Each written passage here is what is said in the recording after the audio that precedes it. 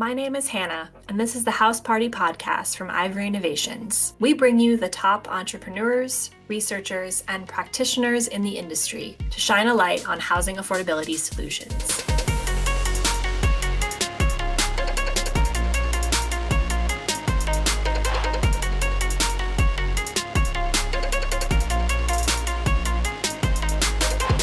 Joining us today is Wissam and Shaunna with Tough Leaf, one of our most recent top 25 finalists for the Ivory Prize. What started as a manual and tedious matchmaking process in Google Sheets is now a robust software platform with over 200 million in contracts awarded. We will hear how they made that happen. In the last decade or so, there have been new federal, state, and city diversity requirements and incentives ushered in for real estate developers. For example, depending on the type of project and type of funding it has received, a percentage of supplier firms must be minority and/or women-owned. One example on the incentive side, a developer can secure up to 25 years with no property tax for an affordable housing development if they use a determined proportion of minority-owned contractors. I think we can all agree these mandates and incentives are a good thing. However, many developers struggle to fulfill those requirements because they can't find minority and women-owned subcontractors. This is where Tough Leaf comes in. Minority, women, and disadvantaged business enterprise firms claim their profile and showcase their capabilities on the platform. Tough Leaf uses machine learning to match the right subcontractor to projects posted by developers seeking subs.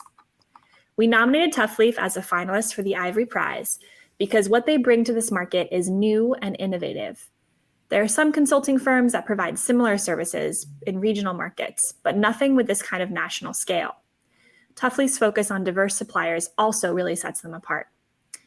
Today we have Wissam Akra, the founder and CEO, and Shaunna Randolph, the head of business development at Tough Leaf.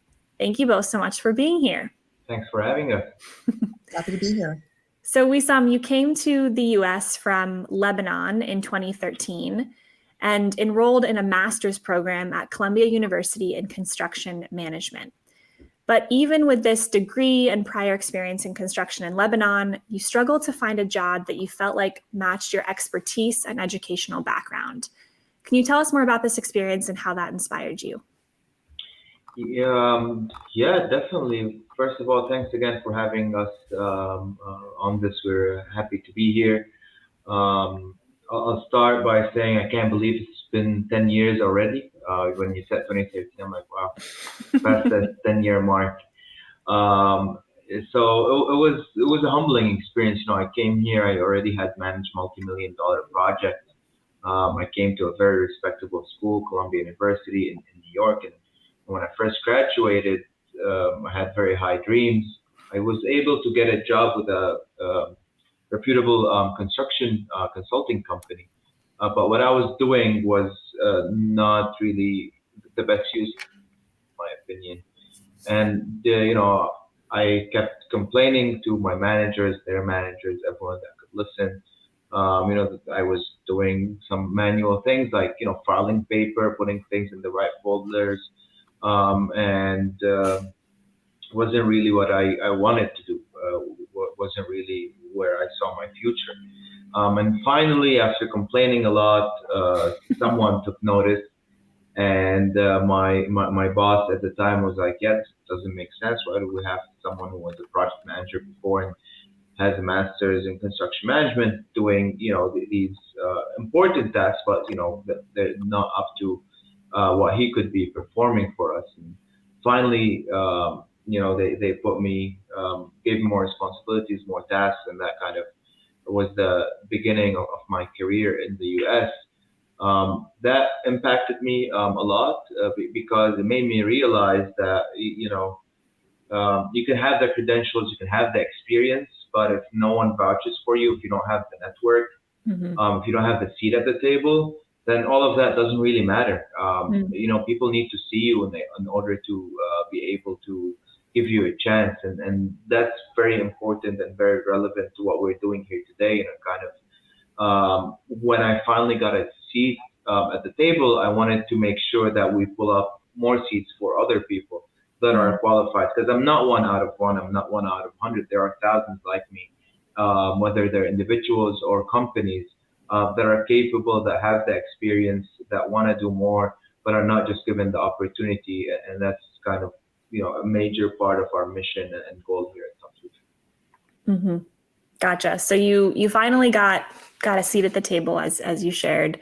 And then about 7 years later, you actually went back to Columbia to get an executive MBA.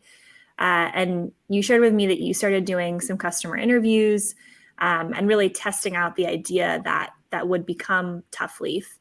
And you actually got 20 signed letters of intent from prospective customers saying, we will buy this product if you build it, which is pretty impressive as part of, just the initial testing of an idea and chatting with customers. But spoiler alert, things at this point didn't really go as planned. So what happens after this? Yeah, we had 20 signed signatures, and we were very excited to go and build the product and then go collect the money, grow the team, and all of that. Good stuff that they teach you in business school, right? That's kind of how to build a product 101 is the playbook. But in the real world, things don't pan out as you expect them to. So we went out, we built that product, we went to these customers, and we got all sorts of excuses from, yeah, this is great, but not the right time for us. My manager didn't approve it. I don't have the budget, just fill in the blanks. It was a whole lot of excuses. And that was kind of, everyone tells you that the startup life is a lot of ups and downs, but the ups are very high, the downs are very low. And that was like a very low point for me and for the company in general, because it was very disappointing. But from challenges comes opportunities. So we kind of changed the way that we do things. We changed our approach to this, and I think in the real estate technology market or construction technology market, call it whatever you want, the business school playbook doesn't work as much for many reasons. I'm not gonna get into it, but the main reason for me is that customers don't necessarily want to use new software or learn new software. What they care about is their problem being solved. They want the headache to go away. So we changed our approach, and we're like, okay, well, how about instead of you having to go into our software and to filter and search for these companies? Because what we did and the product that you were talking about was basically a database of the certified businesses in the country.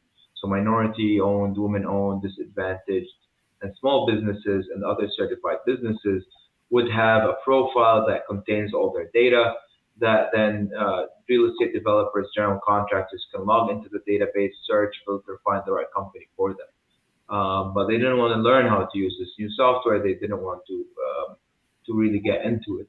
So we changed our approach. We're like, well, how about you just tell us what you're looking for? Give us your requirements, and then we'll do all the work for you. We will basically go search the database, filter it, find the right companies. We will outreach to them ourselves, and we will tell them about your project and see if they're interested in actually providing a bid for you by your deadline. And then we will provide you a short list of these companies. So you don't do anything, just give us your requirements. We do the entire work. You get the short list. And they're like, oh, that sounds amazing. Give me the letter of intent. I'll sign it right now. I'm like, those days are gone. There are no more letters of intent. We've been here before. We've been here. I've seen this movie. So what we changed, and it was like, okay, no, if you want this done, you got to pay for it. And we're ready to do it right now. So we're ready. Just give us your requirements, and we'll get it going. And then that's when we had actual people saying, yes, I'm willing to pay for this. And we collected these payments. Now we had to do everything manually.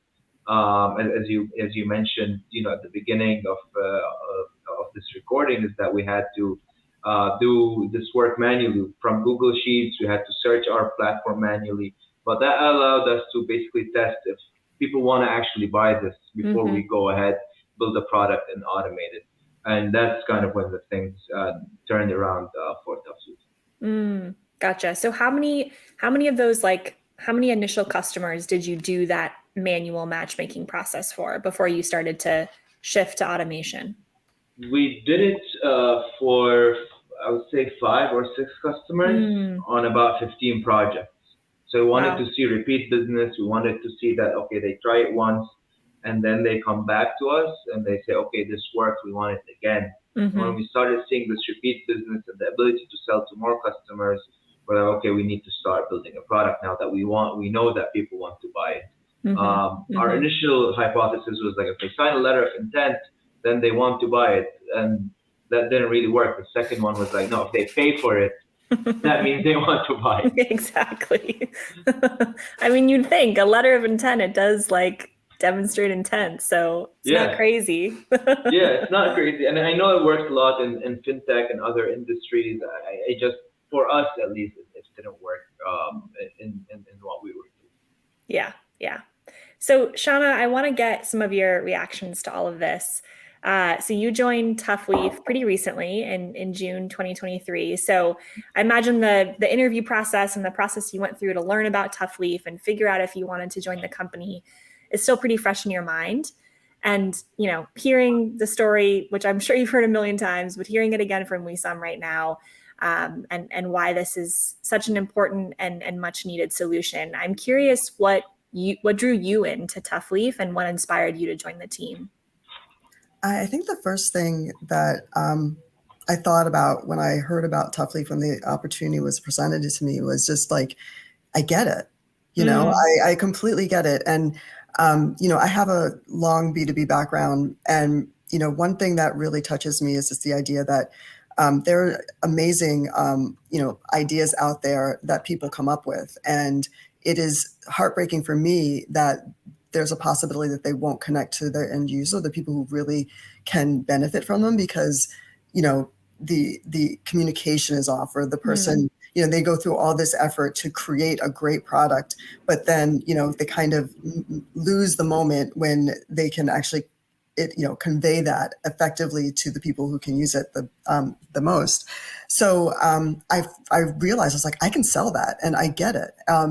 So when I first spoke to Wissam, you know, just hearing his experience and understanding what it is to be kind of on the periphery of, you know, a really great opportunity, whether that's, you know, all the opportunities that construction industry can provide, or from the tech aspect, and, you know, expanding that access to people who are normally on the outside of that. That's what really drew me in, and just, you know, and it's been a wild, wonderful ride ever since. So I guess to kind of get into the wild, wonderful ride since you joined, you know, Wissam shared that the platform has changed a lot since everything started, moving from, you know, a manual Google Sheets process into something that's much more automated and pretty sophisticated. And I know startups, things change very quickly. Things are changing every day. So in the 5 months that you've been with Tough Leaf, what have been some big changes that you've seen the company go through? I think, like, well, for what we grew, you know, we went from just serving in only certain states to all of the 50 United States, which was a really big deal. And then, you know, also, obviously, the automation process, you know, it was a very manual process. We have a new product manager, which we're all excited about. But on my end, I really think, again, you know, just taking all of we're a group of incredibly intelligent, experienced people. And, you know, where I was able to come in and help is really, you know, build that marketing platform and that outreach platform. And, you know, just take the feedback that our sales team was giving us and creating, you know, campaigns and experiences that really connected with the people they were trying to understand, and, you know, connecting the dots with why didn't this, you know, designed piece work out the way that I wanted to. And I saw that my ability to provide value with that really quickly. But, you know, since then, I've just really fallen in love with the process of creating a really great community, an educational community for our diverse firms. As you can imagine, you know, again, these are firms that are all small businesses. They're very busy. They have a lot of big, hairy projects to deal with, a lot of problems and challenges to solve. And so what I'm trying to do is, you know, work with our capacity building team, our capacity building partners, to help them solve those challenges in a very educational, value-driven way. And I'm just really floored and really happy about the great ideas that I've been able to pull from our capacity building partners on, these are the pain points that the diverse firms are having. And this is the podcast, this is the webinar, the post, or these are the resources that we can provide to help them solve that pain point. And, I like you said, I started in June. It's not been a long time, but we definitely see an amazing runway in the future for doing something really special. Yeah, and it does feel like, and given that you're the head of business development, I'm sure this is something that you've thought about a lot. Like it does seem like the capacity building and the resources that you're providing to the diverse firms that are on the platform is something that is pretty unique to Tough Leaf, and maybe there are other repositories of a bunch of diverse subcontractors, but like it's just a platform, it's just a database, and there's not that like added education and support. Is that what you've seen? Is that the case? That is something that really sets Tough Leaf apart? Well, I think it's unique because it pulls into the underlying idea that Tough Leaf is really here to support the diverse firm. And the reason why I say that is that we're very careful about choosing our capacity building partners. And again, that spark, that great vision that we all have is because they're connected to the pain points that our firms have, and they want to solve them. And it's always supportive and additive. And that also kind of aligns with, with the matching process and the fact that we offer free bid, the matching process is free to the diverse firm. So I think in that respect, we are very unique in that there isn't a catch for the diverse firms. And it's really interesting because we were just at an event earlier this week, and they're so used to getting spammed and like this really great limited time offer, only 99, and it takes a moment where I have to tell them, no, we're here in service of you. We want you to succeed. And this is why you're not being charged. And this is why we have these capacity building partners. It's a very thoughtful process. And so that, I don't know if that really answers your questions about whether like other companies, B2B companies that have partners and blah, blah, blah. But I think the biggest thing is that it starts from a very different place. As you mentioned, as you remember, Wissam said, it's about bringing people to the table. It's about expanding access. And at the end of the day, if they learn from us, from interacting with us, we've won. A lot of times we have to repeat it multiple times. Like, you don't pay. They're like, oh, I don't pay when I sign up, but I have to pay later if I win a project. I'm like, no, you don't have to win when you win a project. It's like, oh, so after a year I have to pay. I'm like, you never have to pay. Not now, not in the future, not ever. We're here to support you.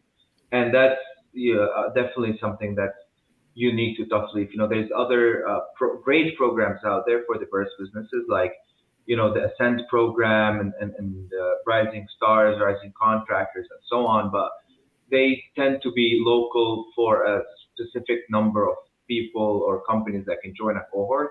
Offering these capacity building services to any diverse firm in the entire country is something that no one else does. And we're very proud to have these programs that Shaunna is championing. Yeah, no, I mean, I think when I was first learning about Tough Leaf, that was one of the biggest things that struck me as well, is that the diverse firms aren't paying to be on the platform. So Shaunna, you mentioned the matchmaking process, and maybe Wissam, you can sort of walk us through just like I feel like we haven't touched on that too much yet. So like, what kind of automation and machine learning did you integrate into that process to help get projects matched with the right subcontractor?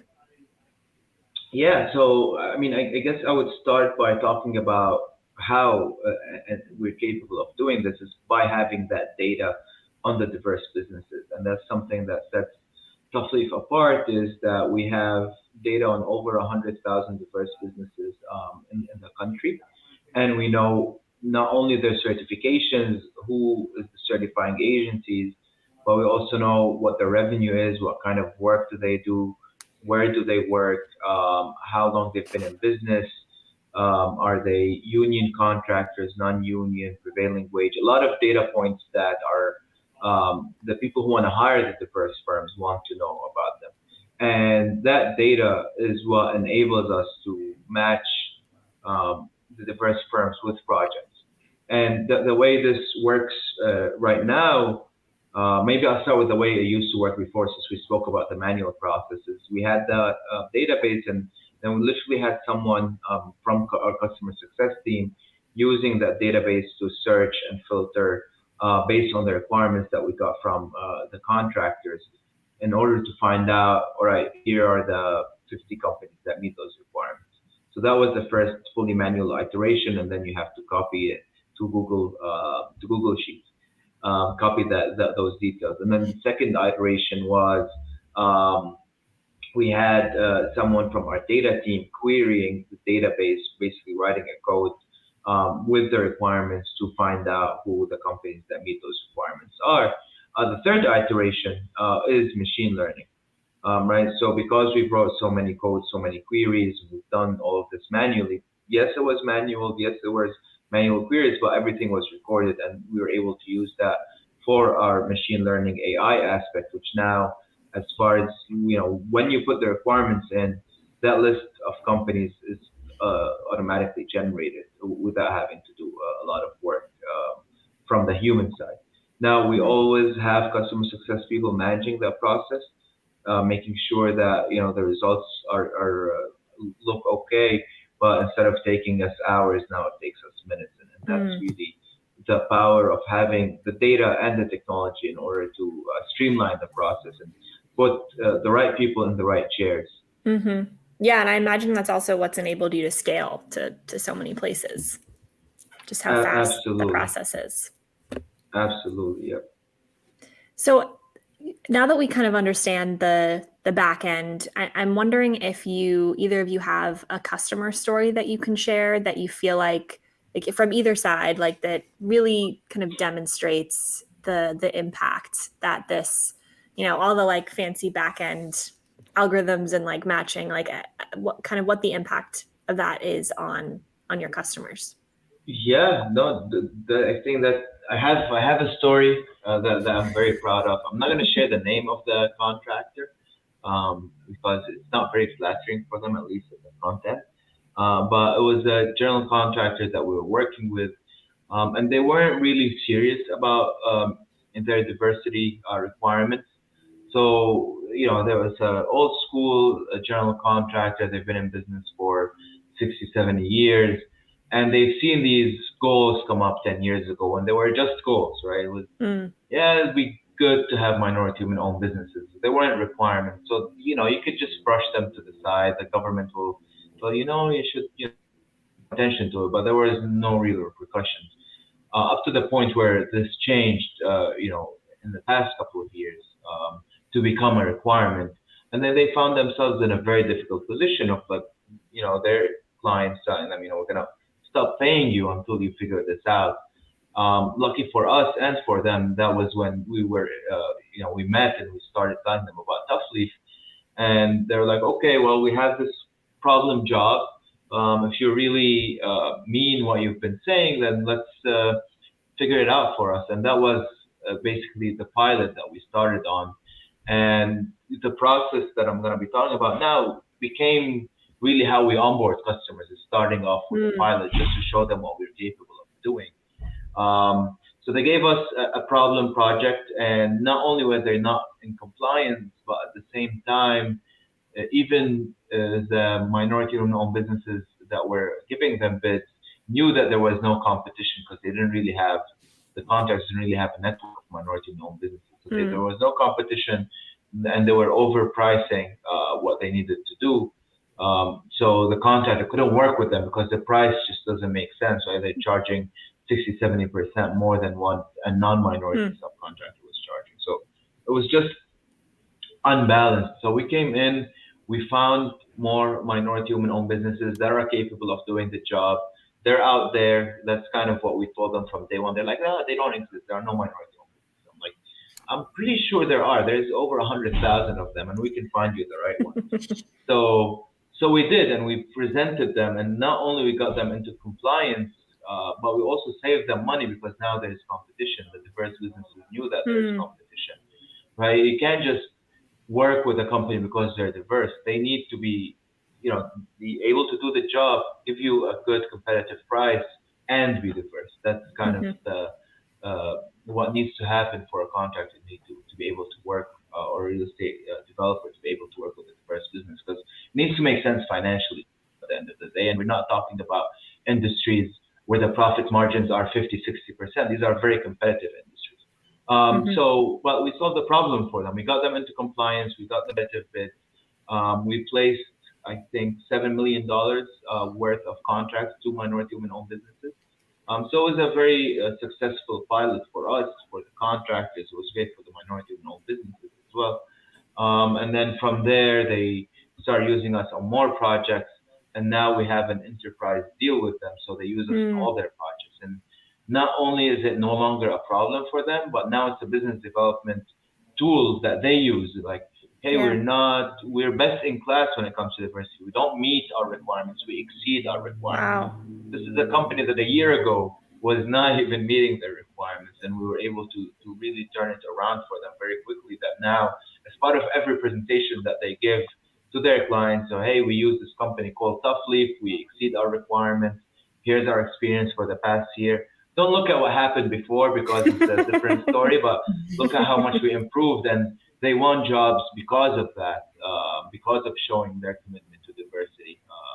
So not only were they able to get into compliance, but to grow their business at the same time, which is everyone involved, I think.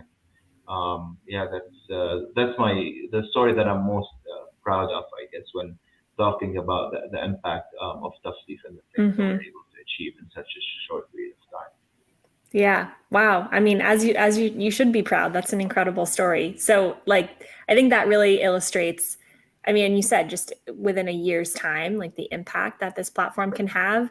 I'm wondering where ToughLeaf goes next. What's sort of the big picture vision for the impact that ToughLeaf can have on a national level? Yeah, I mean, we awarded so far this year around $200 million to diverse businesses. Or I shouldn't say awarded. $200 million went through our platform to diverse businesses. Our goal for next year is to get to $1 billion. There's a thing called the $1 billion business roundtable. And if you see the companies that are there, they're all Fortune 500 businesses. I want to see ToughLeaf there. I want to make sure that we're giving as much dollars to minority women-owned businesses as possible, and to see that impact just keep on growing and being part of this ecosystem. Because I can't say that ToughLeaf is going to solve all the problems, but be a major part of the ecosystem in order to see all that money that's being left at the table get to the hands of the diverse businesses. Shaunna, I'm sure you have something to add there. Well, yeah, I would say just, making sure that ToughLeaf is seen as a resource and just the must have and must be a part of community when it comes to the diverse firms. I think trust is incredibly important.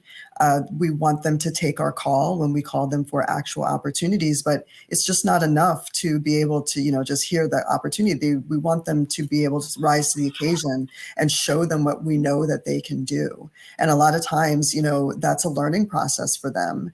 And it shouldn't start when we pick up the phone or send the email. It should be something that just is always a drumbeat and always on.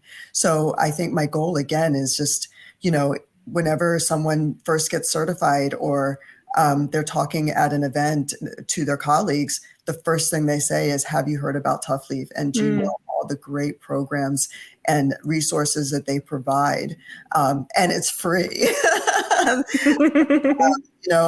I'm really lucky to be able to have some really great conversations to understand where these diverse firms, the owners are right now, and what will get their attention. And so really next year, it's putting all that into action. And, again, just building the runway and just building the boat and running the boat at the same time, if I could use that metaphor. Yeah, I guess that's great. And thank you both. I kind of related to that that last metaphor you shared, Shaunna. Like, I think I've heard from a lot of folks that have worked at a startup that it is often like, yeah, building a plane and flying it at the same time, whatever, one of those. What has been for each of you your biggest learning or reflection throughout this journey thus far? Yeah, I think actually it just happened. I thought I was learning a lot, but last week we hosted a tech week event for construction tech, and one of the panelists on the platform, she said, in tech we tend to swing for the fences when it comes to innovation, and in construction they just really want to solve the problem, and you make more of an impact, and you get more trust and credibility if you solve the small problem that's in front of you instead of trying to create something amazingly huge. And that just blew my mind. It was something that was just so obvious, especially if you know enough about the construction industry. There's so that like it was just really great way to bring it back to just like, it's not that simple, it's not that difficult, it's not that complicated. Just look at what they're dealing with and solve that. Don't worry about drones flying around or robots or what have you. And I think Tough Leaf is a really great example of that. It's an elegant solution to something that's really been a challenge. So yeah, I have to thank Doreen next time I see her, because that was aces. Yeah, I love that. And I think like so much about construction and the housing supply issue can feel really overwhelming and daunting. And so to be able to just be like, we're going to solve this. It's right in front of us. It's straightforward. We're going to do it really well. And I love the word you used, elegant, because that's been how I've felt kind of being on the Tough Leaf website and learning more about what you all are doing. So thank you for sharing that. Thank you, Shaunna. Yeah, from my end, my reflection would be embrace yourself. You hear a lot about the challenges of being in the startup world and how that affects you as a person, but it's more than that. Like, people can tell you and talk to you about it as much as they want, but until you experience it yourself, it's difficult to kind of imagine, because your personal life versus work life line starts getting blurry. And there are some great times and there are some difficult times, and it's really a personal journey and a group journey, because you're working with all your great teammates. So what I would say is I learned that I need to be open with my teammates, tell them what's happening, what's going on, and be open with myself as well, and understand that like it's not always going to be perfect. There's going to be some good times, there are going to be some difficult times, there's going to be certain things that happen that will make you question everything that you've been doing for years. But it's very important to keep on basically working hard until you figure out the right path forward. You got to try a lot of things to find the thing that works. And before, if you asked me 5-6 years ago, I used to always think a startup is like, oh, this is a great idea. An idea is like maybe 5% of it. It's 95% execution and how you get it done. And that's kind of what I've learned the most, is like, who do you hire? Who do you work with? That really what makes or breaks the company. It's not the idea, because the idea is going to change throughout the process. Yeah. Yeah, you might get 20 letters of intent signed for an idea and change course. Absolutely. Well, thank you both so much. For folks listening to this that want to get in touch and learn more about Tough Leaf, what's the best way for them to do that? Well, you can visit our website at toughleaf.com, but easy enough, you can also send us an email at hello@toughleaf.com, and we'll be happy to answer your questions or set up a demo. Awesome. Perfect. Well, thank you, Shaunna. Thank you, Wissam, for joining us today. We're excited to see where Tough Leaf goes, and hopefully we see Tough Leaf at that $1 billion business roundtable next year. Hope so. Thank you. Thank you so much for having us. Thank you, Hannah. Our story next week starts with the conviction that no unit should sit vacant while there are people in need of a home.